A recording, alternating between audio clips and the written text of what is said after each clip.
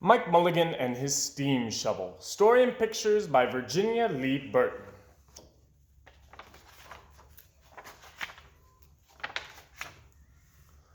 Mike Mulligan had a steam shovel, a beautiful red steam shovel. Her name was Mary Ann. Mike Mulligan was very proud of Mary Ann. He always said that she could dig as much in a day as 100 men could dig in a week, but he had never been quite sure that this was true. Mike Mulligan and Mary Ann had been digging together for years and years. Mike Mulligan took such good care of Mary Ann, she never grew old. It was Mike Mulligan and Mary Ann and some others who dug the great canals for the big boats to sail through. It was Mike Mulligan and Mary Ann and some others who cut through the high mountains so that trains could go through. It was Mike Mulligan and Mary Ann and some others who lowered the hills and straightened the curves to make the long highways for the automobiles.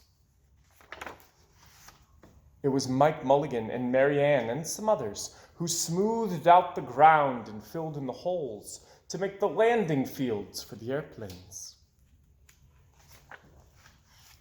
And it was Mike Mulligan and Mary Ann and some others who dug deep holes for the cellars of the tall skyscrapers in the big cities. When people used to stop and watch them, Mike Mulligan and Mary Ann used to dig a little faster and a little better. The more people stopped, the faster and better they dug.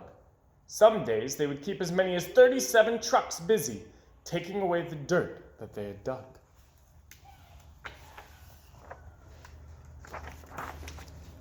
Then along came the new gasoline shovels, and the new electric shovels, and the new diesel motor shovels, and took all the jobs away from the steam shovels.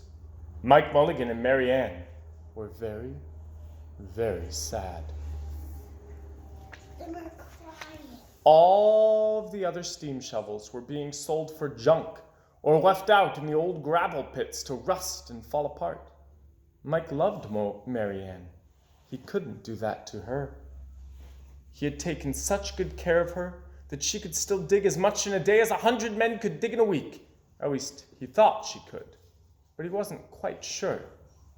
Everywhere they went, the new gas shovels and the new electric shovels and the new diesel motor shovels had all the jobs. No one wanted Mike Mulligan and Mary Ann anymore. Then one day, Mike read in the newspaper that the town of Popperville was going to build a new town hall. "We are going to dig the cellar of that town hall," said Mike to Mary Ann, and off they started. They left the canals and the railroads and the highways and the airports and the big cities where no one wanted them anymore, and they went out into the country. They crawled along slowly up the hills and down the hills till they came to the little town of Popperville. When they got there, they found that the selectmen were just deciding who should dig the cellar for the new town hall. Mike Mulligan spoke to Henry B. Swap, one of the selectmen. "I heard," he said, "that you are going to build a new town hall. Mary Ann and I will dig the cellar for you in just one day." "What?" said Henry B. Swap. "Dig a cellar in a day? It would take 100 men at least a week to dig the cellar for our new town hall." "Sure," said Mike, "but Mary Ann and I can dig as much in a day as 100 men can dig in a week," though he had never been quite sure that this was true. Then he added, "If we can't do it, you won't have to pay." Henry B. Swap thought that this would be an easy way to get part of the cellar dug for nothing. So he smiled in a rather mean way and gave the job of digging the cellar of the new town hall to Mike Mulligan and Mary Ann. They started in early the next morning, just as the sun was coming up. Soon a little boy came along. "Do you think you'll finish by sundown?" he said to Mike Mulligan. "Well, sure," said Mike. "If you stay and watch us, we always work faster and better when someone is watching us." So the little boy stayed to watch. Then Miss McGillicuddy, Henry B. Swap, and the town constable came over to see what was happening, and they stayed to watch. Mike Mulligan and Mary Ann dug a little faster and a little better. This gave the little boy a good idea.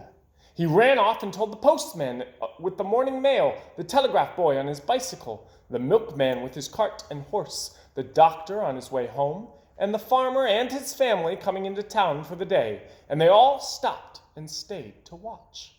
That made Mike Mulligan and Mary Ann dig a little faster and a little better. They finished the first corner neat and square, but the sun was getting higher.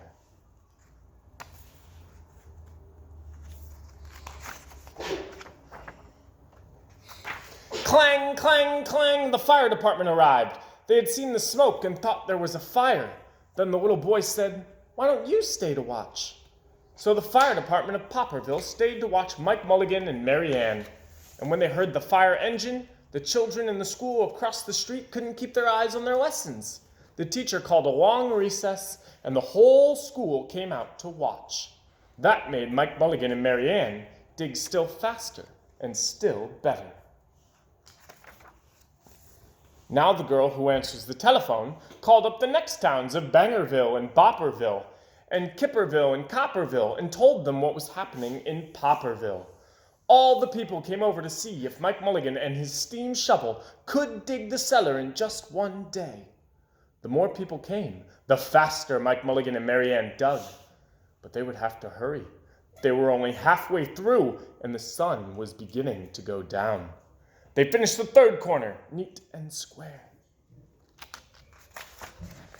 Never had Mike Mulligan and Mary Ann had so many people to watch them.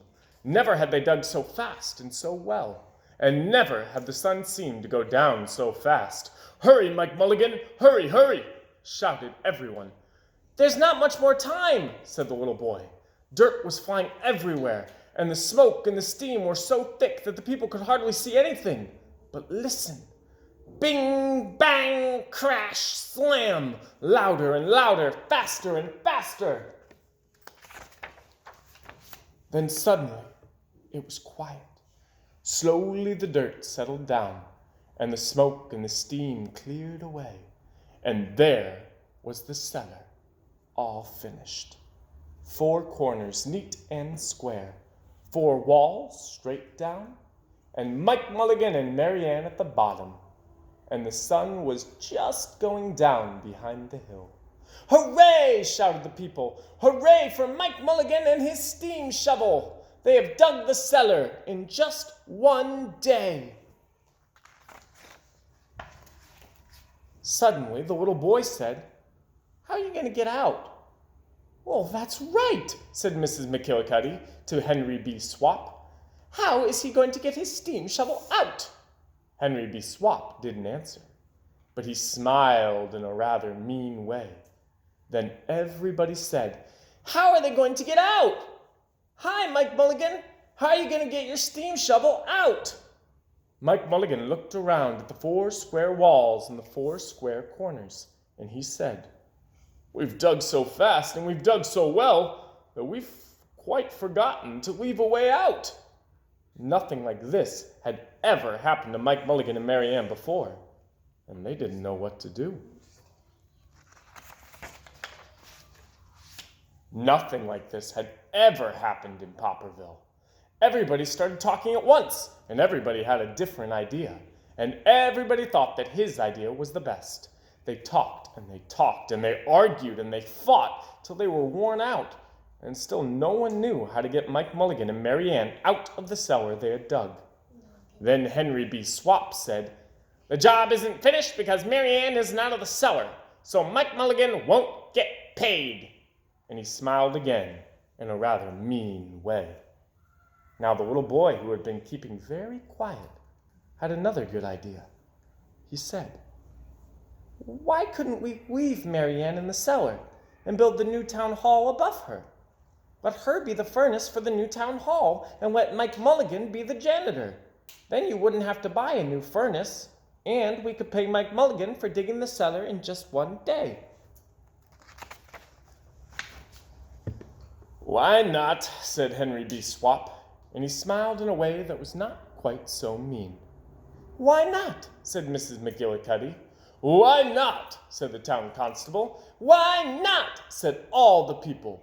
So they found a ladder and climbed down into the cellar to ask Mike Mulligan and Mary Ann. "Why not?" said Mike Mulligan. And so it was decided, and everybody was happy. They built the town hall right over Mike Mulligan and Mary Ann. It was finished before winter. Every day the little boy goes over to see Mike Mulligan and Mary Ann, and Mrs. McGillicuddy takes him some nice hot apple pies. As for Henry B. Swap, he spends most of his time in the cellar of the new town hall, listening to the stories that Mike Mulligan has to tell, and smiling in a way that isn't even mean at all. And now when you go to Popperville, be sure to go down in the cellar of the new town hall. There they'll be, Mike Mulligan and Mary Ann, Mike in his rocking chair smoking his pipe, and Mary Ann beside him, warming up the meetings in the new town hall. Why would there so many pipes? The end. There's a lot of pipes.